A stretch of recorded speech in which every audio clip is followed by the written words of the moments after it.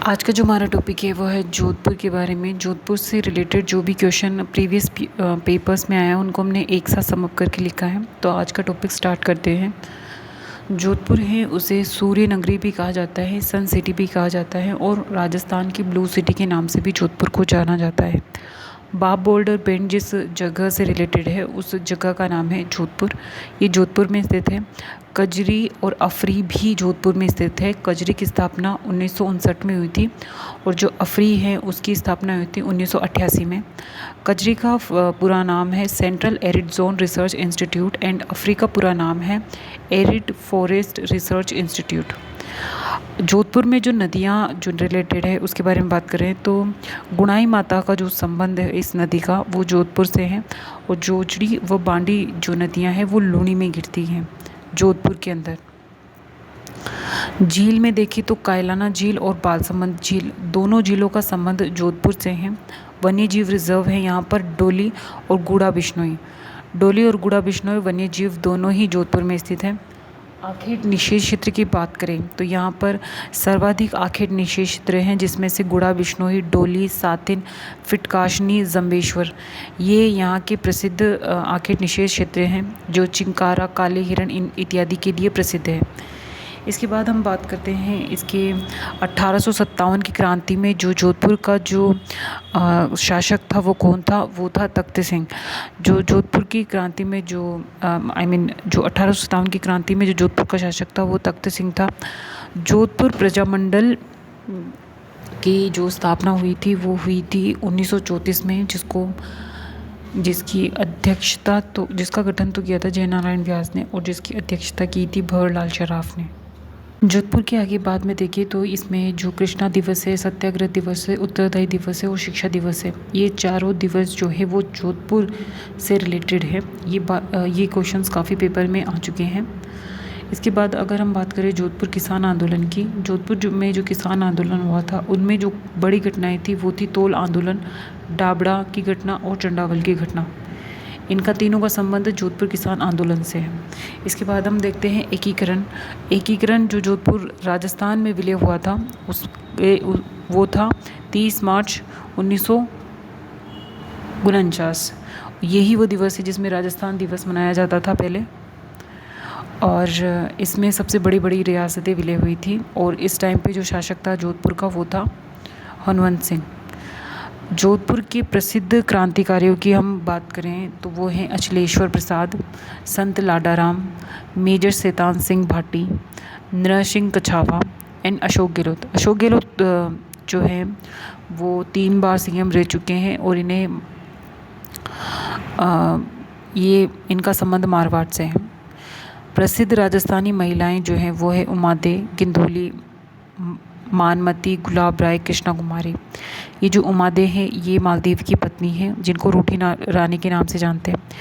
गिंदोली का जो संबंध है वो घुड़ला महोत्सव से है। ये एक मुस्लिम सेनापति की बेटी थी जिसकी जो यहाँ थी और वो घुड़ला महोत्सव मनाया करती थी। गुलाब राय जो हैं इसको मारवाड़ की नूरजहाँ कहते हैं। इसके बाद हम बात करते हैं वास्तुकला, दुर्ग, गढ़ और किलों के बारे में। यहाँ पर जो सबसे फेमस दुर्ग है वो है मेहरानगढ़ दुर्ग और यहाँ पर अनेक छतरियाँ बनी हुई हैं जैसे कि मंडोर की छतरी, पंचकुंडा की छतरी, 4 खंभों की छतरी, 20 खंभों की छतरी, 32 खंभों की छतरी, कागा की छतरी, कीरत सिंह सोड़ा की छतरी। ये सारी छतरियाँ जोधपुर में बनी हुई हैं। जोधपुर के जो प्रसिद्ध मंदिर हैं उनमें है महामंदिर, अधरशिला मंदिर, ज्वालामुखी मंदिर, तीजा मांगी मंदिर, रसिक बिहारी मंदिर, पाल बालाजी मंदिर। ये जो भी मंदिर हैं वो बहुत फेमस है जोधपुर में। श्री यादे माता मंदिर, रणछोड़ मंदिर, कुंज बिहारी मंदिर, अचल नाथ मंदिर, गंगश्याम मंदिर, रावण मंदिर और 33 करोड़ देवी देवता की साल। ये सारे मंदिर जोधपुर में स्थित हैं। इसके बाद हम बात करें कि जो जोधपुर का निर्माण करवाया था वो 1459 में राव जोधा द्वारा करवाया गया था। जोधपुर को थार मरुस्थल का प्रवेश द्वार कहते हैं। यहाँ पर स्थित है अजीत भवन, उम्मेद भवन, राय का बाग पैलेस, बीजा लाई के महल, बुलानी महल, एक थम्बा महल, पहरी मीनार। जो अजीत भवन है वो देश का प्रथम हेरिटेज होटल है उम्मेद भवन जो है वो चीतर पत्थरों से निर्मित है, इसलिए इसे चीतर पैलेस के नाम से भी जाना जाता है। रायका पैलेस भी जोधपुर में स्थित है।